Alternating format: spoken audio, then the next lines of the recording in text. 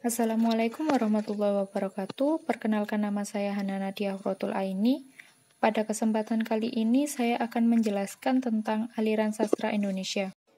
Peristiwa besar akan melahirkan pemikiran besar. Demikian juga pemikiran besar lahir dari peristiwa yang besar. Pada saat dunia dipengaruhi zaman industri, terjadi perubahan kebiasaan, pola hidup, pola berpikir, dan karya manusia dari masa sebelumnya, yaitu masa agraris. Pada masa ini, masyarakat tidak hanya mengenal adanya penguasa dan rakyat, lebih dari itu mulai terbentuk kelas-kelas penguasa modal dan orang yang tidak mempunyai modal, majikan dan buruh, kelas atas dan kelas bawah. Kesadaran akan kelas ini di kemudian hari memunculkan pemikiran-pemikiran baru. Cara sastrawan menghadapi peristiwa dan kenyataan adalah dengan berkarya sastra. Karya sastra ini merupakan hasil pemikiran, perasaan, dan penghayatan sastrawan terhadap peristiwa dan kenyataan.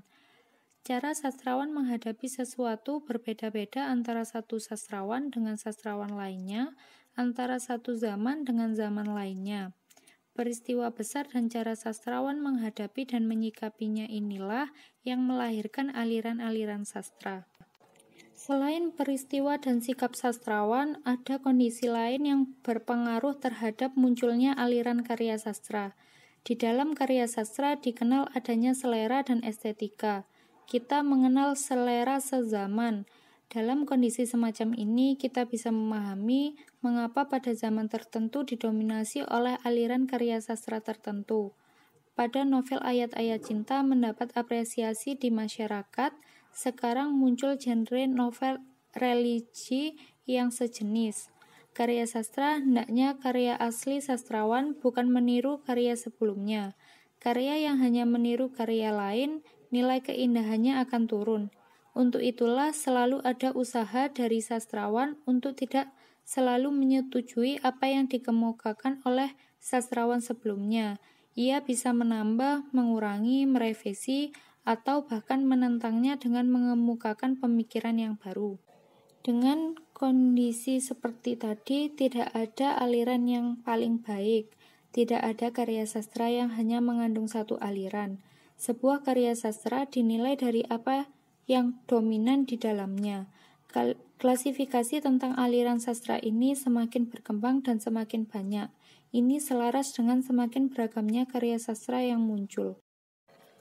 Aliran sastra Indonesia. Yang pertama, realisme, yaitu aliran yang mengemukakan kenyataan, bersifat objektif, melukiskan dunia apa adanya. Contoh karya ini adalah biografi, autobiografi, kisah nyata, dan roman sejarah. Aliran ini muncul pada abad 19, khususnya prosa fiksi. Karya realistik sering dioperasikan dengan karya romantik dan imajis.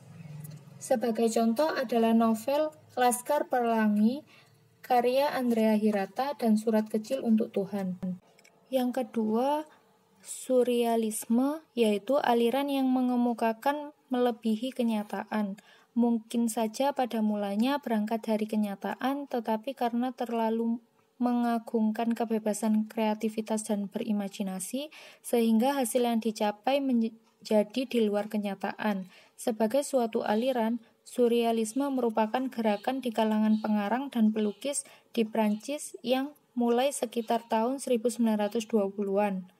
Karya-karya Danarto dan Putu Wijaya bisa dimasukkan ke dalam aliran ini sebagai contohnya. Yang ketiga, absurdisme, yaitu aliran yang mengemukakan tidak masuk akal. Karya absurd menonjolkan hal-hal di luar logika, imajinatif, ganjil, dan dari alam bawah sadar. Dalam prosa rekaan, Budi Dharma, Iwan Simatupang, Danarto, Putu Wijaya dikenal sebagai pengarang absurdisme.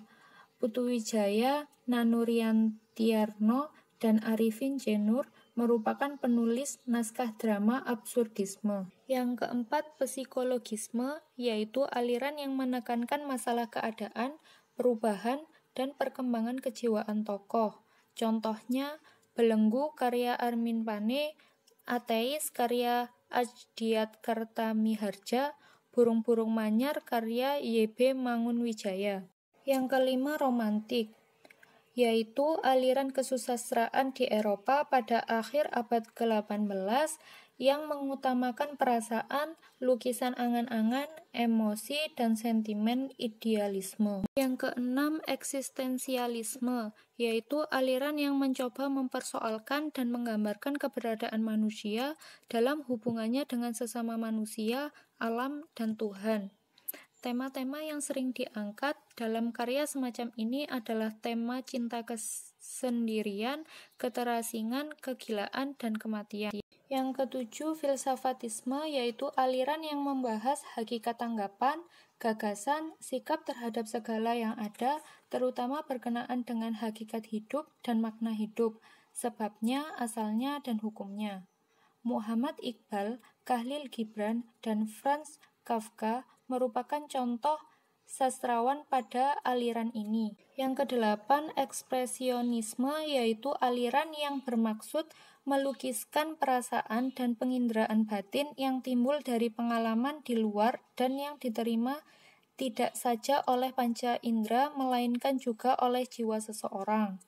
Ekspresionisme adalah gerakan dalam sastra dan seni di Jerman yang mencapai puncaknya pada periode 1910 sampai 1952. Mereka menentang tradisi realisme. Yang kesembilan, impresionisme, yaitu aliran dalam sastra yang lebih mengutamakan pemberian kesan atau pengaruh kepada perasaan daripada kenyataan atau keadaan yang sebenarnya. Istilah impresionisme ini berasal dari dunia seni lukis pada paruh pertama abad ke-19 di Prancis. Yang ke-10, melankolisme, yaitu aliran yang menggambarkan kemurungan, kegetiran, kemuraman, kesedihan yang dipengaruhi oleh tekanan jiwa yang sedih.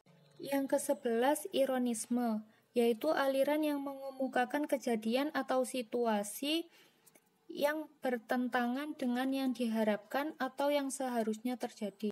Yang ke-12, naturalisme, yaitu aliran yang menggambarkan sesuatu sebagaimana adanya dengan teliti dan jujur. Aliran yang mementingkan pengungkapan secara terus terang tanpa memedulikan baik buruk dan akibat negatifnya. Yang ke-13, determinisme, yaitu aliran yang mengemukakan setiap kejadian atau peristiwa itu ada penyebabnya. Yang ke-14, simbolisme, yaitu aliran yang mencoba mengungkapkan ide-ide dengan menggunakan simbol-simbol tertentu. Aliran ini merupakan reaksi terhadap realisme dan naturalisme yang hanya berpijak pada kenyataan semata. Yang ke-15, idealisme, yaitu aliran yang bersifat khayal atau fantastis yang menunjukkan keindahan, cita-cita, dan kesempurnaan. Yang ke-16, heroisme, yaitu aliran yang berisi kepahlawanan atau keberanian dalam membela keadilan dan kebenaran. Aliran ini juga berisi kecintaan terhadap tanah air dan figur teladan bangsa serta semangat dalam membela tanah air. Yang ke-17, religius, yaitu aliran yang mementingkan nilai-nilai keagamaan atau renungan tentang Tuhan dan keberadaan manusia di hadapan Tuhan. Karya-karya C.E. Tatengkeng, Taufik Ismail, M.H. Amun, Najib merupakan contoh aliran ini. Yang ke-18, transendental, yaitu aliran yang menonjolkan hal-hal yang bersifat kerohanian. Karya semacam ini banyak mengemukakan renungan-renungan hidup yang mendalam, mengemukakan hal-hal di luar hal-hal yang tampak. Yang ke-19, komedi, yaitu aliran yang penuh dengan kelucuan dan memancing orang untuk tersenyum dan tertawa. Yang ke-20, atavisme, yaitu aliran yang memunculkan kembali sifat-sifat atau ciri-ciri pada seseorang yang sudah lama tidak muncul pada generasi-generasi sebelumnya. Yang terakhir, skeptisisme, yaitu aliran yang memandang sesuatu selalu tidak pasti, meragukan, dan mencurigakan. Sekian dari saya. Wassalamualaikum warahmatullahi wabarakatuh. Terima kasih.